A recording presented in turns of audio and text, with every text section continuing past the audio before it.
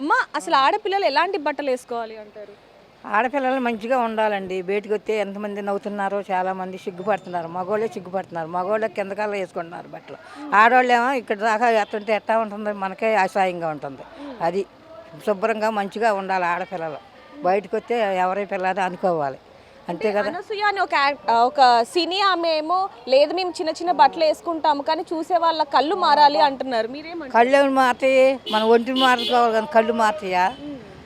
మన ఒంటి బట్ట ఉంటే ఎవరేమన్నా కళ్ళు చూడరు కదండి. ఒంటి బట్టను బట్టే మంచిగా చూస్తారు ఎవరైనా. కళ్ళు ఎట్ట మారుతాయి? కళ్ళు మారుతాయా? మన హృదయం మార్చుకోవాలి కానీ కళ్ళు ఎక్కడ మారుతాయండి? కళ్ళు మారుతాయా? మనం ఎట్ట వెళ్తున్నామో మంచిగా వెళ్తే మంచిగా చూస్తారు, అడ్డంగా వెళ్తే అడ్డంగా చూస్తారు. అది మా కళ్ళు మా బట్టలు మా ఇష్టం అంటుందామే, ఏం చెప్తారు? మా ఇష్టం అంటే ఇంకేం చేస్తాం మనం, ఆవిడ మార్చేది ఏమో లేదు. ఎవరిష్టం వచ్చిందంటే అట్ట అంటే ఇంకా లోకం ఏముందండి. నేను చూసి నన్ను చూసి నిన్ను లోకం పెరిగిపోతుందిగా పాపం. అది. నమస్తే అమ్మా, ఎలా ఉన్నారు? చాలా అందంగా ఉన్నారు. థ్యాంక్ యూ అమ్మ. ఇప్పుడు శివాజీ గారు చేస్తున్న కామెంట్స్ మనం చూడొచ్చు. అంటే ఆడవాళ్ళు నిండుగా బట్టలు వేసుకుంటే ఎటువంటి ఇబ్బంది ఉండదు, మెయిన్గా హీరోయిన్ అని.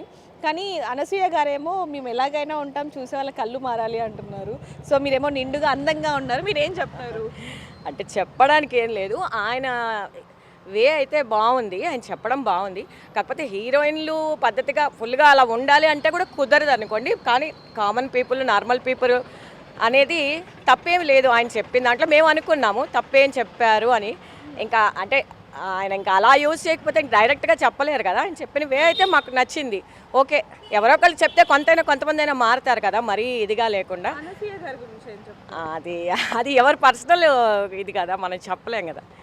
ఎవరి పర్సనల్ ఒపీనియన్ వాళ్ళు, ఇంకా వాళ్ళు అన్నీ వేస్తారు కాబట్టి వాళ్ళకి ఆ ఫీలింగ్ ఉండదు కాబట్టి వాళ్ళ వ్యూలో వాళ్ళు చెప్పారు.